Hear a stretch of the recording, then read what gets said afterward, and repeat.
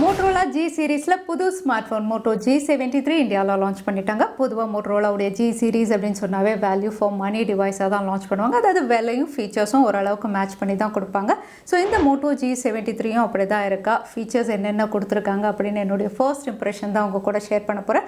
அதோட quick unboxing smartphone எப்படி இருக்குன்னு பார்த்துருவோம். ஸோ சேனலுக்கு ஃபர்ஸ்ட் டைம் வந்திருக்கீங்கன்னா என் பேர் வானா, இது technical Chennai. So box Moto G73 மேலே பிரிண்ட் பண்ணியிருக்காங்க. பேக் சைடில் என்னென்ன ஃபீச்சர்ஸ் லிஸ்ட் அவுட் பண்ணியிருக்காங்க. அதோட சைடில் பார்த்தீங்கன்னா ஸ்டோரேஜ் வேரியன்ஸ் உள்ள என்னென்ன கண்டென்ட்ஸ் இருக்குது அப்படின்னு கொடுத்துருக்காங்க. நீங்கள் படித்து பார்த்துக்கலாம். பாக்ஸ் ஓப்பன் பண்ணோடனே Moto G73 5G smart phone தான் உள்ளே இருக்குது. ஸ்பெசிஃபிகேஷன் என்னென்ன லிஸ்ட் அவுட் பண்ணியிருக்காங்க. டிபியூ கேஸும் கொடுத்துருக்காங்க. இது கூடவே யூசர் மேனுவல் இருக்குது. வாரண்ட்டி எல்லாம் படித்து பார்த்துக்கலாம். அதோட சிம் இஜெக்டர் டூல் கொடுத்துருக்காங்க.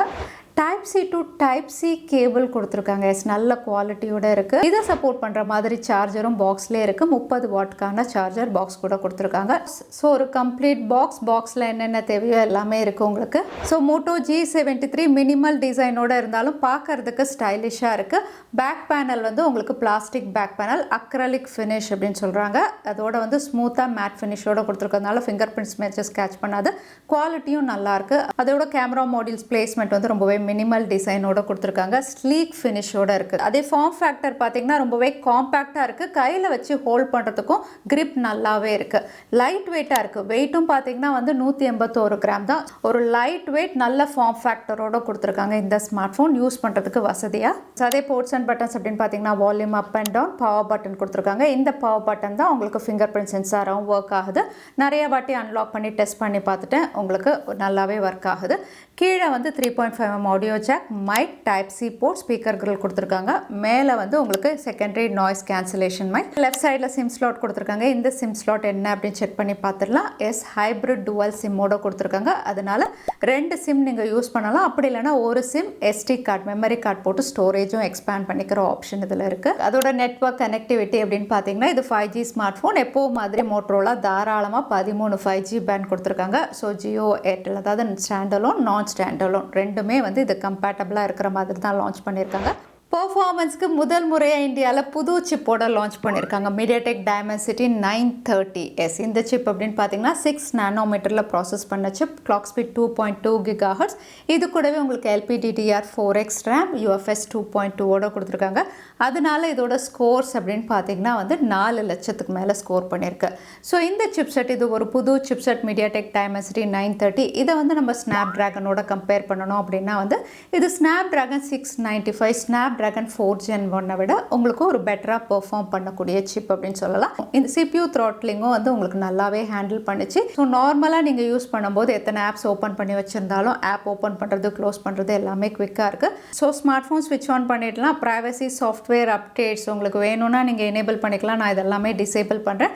சாஃப்ட்வேர் அப்டேட் மட்டும் ஏன்னா வைஃபைல ஆட்டோமேட்டிக்காக அப்டேட் ஆகிற மாதிரி நீங்கள் எனேபிள் பண்ணி அக்செப்ட் அண்ட் கண்டினியூ கொடுத்துருங்க. முதல் முறையாக Motorola ஸ்மார்ட் ஃபோனில் ரிவ்யூ அடிஷ்னல் ஆப் அப்படின்னு சொல்லி நிறைய ஆப்ஸ் வேணுமா அப்படின்னு கேட்குறாங்க. நல்ல விஷயம் தான். அவங்களே இன்ஸ்டால் பண்ணி கொடுக்காம வந்து வேணுமா வேண்டாமான்னு ஒரு ஆப்ஷனோட கேட்குறாங்க. ஸோ இங்கே வந்து கூகுள் ஆப்ஸ் இருக்குது. வேணும்னா நீங்கள் செலக்ட் பண்ணிக்கலாம். எனக்கு இது தேவையில்லை, அதனால் நான் செலக்ட் பண்ண போகிறதில்ல. எமோஜி ஆப், ஷேர் சேட் இதெல்லாம் நான் யூஸ் பண்ண மாட்டேன். அதனால் இதையும் நான் செலக்ட் பண்ண போகிறதில்ல. கண்டினியூ கொடுக்குறேன். அடுத்ததாக கிளான்ஸ், இது வேண்டாம் அப்படின்னா இதையும் நீங்கள் வந்து அன்செலக்ட் பண்ணுற ஆப்ஷன் இருக்குது. So Moto G73 smart phone ஸ்விட்ச் ஆன் பண்ணும்போது எந்தெந்த ஆப்ஸ் வேணும் வேண்டாம் நம்ம செலக்ட் பண்ணதுனால ரொம்பவே லிமிட்டட் ஆப்ஸோட நீங்கள் யூஸ் பண்ணும்போது யூசர் இன்டர்ஃபேஸ் உங்களுக்கு நல்லாவே இருக்கும் யூஸ் பண்ணுறதுக்கு. சாஃப்ட்வேர் பொறுத்த வரைக்கும் லேட்டஸ்ட் Android 13 MyUX யூசர் இன்டர்ஃபேஸோட கொடுத்துருக்காங்க. அப்டேட்ஸ் அப்படின்னு பார்த்தீங்கன்னா 3 வருஷத்துக்கான செக்யூரிட்டி அப்டேட், 1 வருஷத்துக்கான OS அப்டேட். ஸோ Android 14 வரைக்கும் இதை நீங்கள் யூஸ் பண்ண முடியும். அதோட வந்து இங்கே மற்ற ஃபீச்சர்ஸ் அப்படின்னு பார்த்தீங்கன்னா வந்து ஃபேமிலி ஸ்பேஸ் அப்படின்னு ஒரு ஆப்ஷன் இங்கே கொடுத்துருக்காங்க. ஃபேமிலி ஸ்பேஸ் அப்படின்னு சொல்லும்போது வந்து உங்களுடைய பசங்களோ இல்லை வீட்டில் யாராவது பெரியவங்க இருக்காங்கன்னா அவங்களுடைய ஸ்மார்ட் ஃபோனோட இதை கனெக்ட் பண்ணிவிட்டு நீங்கள் மானிட்டர் பண்ணிக்கலாம். அவங்களுடைய ஹோம் ஸ்க்ரீனில் என்னென்ன ஆப்ஸ் இருக்குது, பசங்க தேவையான ஆப்ஸ் தான் யூஸ் பண்ணுறாங்களா அப்படின்னு சொல்லி பசங்களை மானிட்டர் பண்ணணுன்னாலும் சரி, இல்லை வீட்டில் யாராவது முடியாதவங்க இருக்காங்க அவங்க வந்து உங்களை ஹெல்ப்புக்கு கூப்பிடணும் அப்படிங்கும்போது அவங்களுடைய ஸ்மார்ட் ஃபோன், பெரியவங்களுடைய ஸ்மார்ட் ஃபோனும் இந்த ஃபேமிலி ஸ்பேஸில் நீங்கள் லிங்க் பண்ணிக்கலாம். ஸோ வந்து ஒரு ஃபேமிலிக்குள்ளே இன்டர் கனெக்டடாக யூஸ் பண்ணுற மாதிரி ஃபேமிலி ஸ்பேஸ் அந்த ஆப்ஷனும் அவைலபிளாக இருக்குது. அதோட மோட்டோ செக்யூர் ஃபீச்சர்ஸும் உங்களுக்கு அவைலபிளாக இருக்குது. அதுவும் வந்து நெட்வொர்க் ப்ரொடெக்ஷன் அப்படின்னு கொடுத்துருக்காங்க. செக்யூரிட்டியில் நெட்வொர்க் ப்ரொடெக்ஷன் அப்படின்னு அப்படின்னு சொல்லும்போது வந்து உங்களுடைய வைஃபை வந்து அன்செக்யூர்டாக இருக்குது, நீங்கள் பப்ளிக்கில் யூஸ் பண்ணுறீங்க, அது செக்யூர்டாக இல்லைன்னா உங்களுக்கு நோட்டிஃபிகேஷன் வரும். அதை நீங்கள் எனேபிள் பண்ணி வச்சுக்கிறது சேஃபாக இருக்கும்.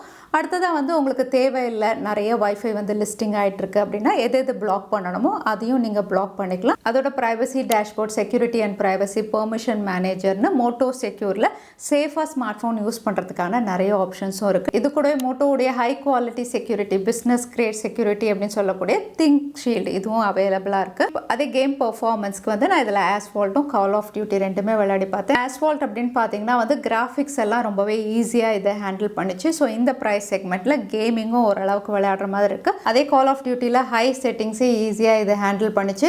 ஸோ கேம் பிளே அப்படின்னு பார்த்தீங்கன்னா வந்து இந்த சிப்செட் நல்லாவே ஹேண்டில் பண்ணுது. அதோட ஐஎஸ்பி லெவல்ஸும் இதில் நல்லாவே இருந்தது. ஸோ இங்கே கேமராஸ் அப்படின்னு பார்த்தீங்கன்னா ரியர் சைடில் dual cameras, 50 mega pixel primary sensor கூடவே 8 மெகா பிக்சலுக்கு அல்ட்ரா வைடும்.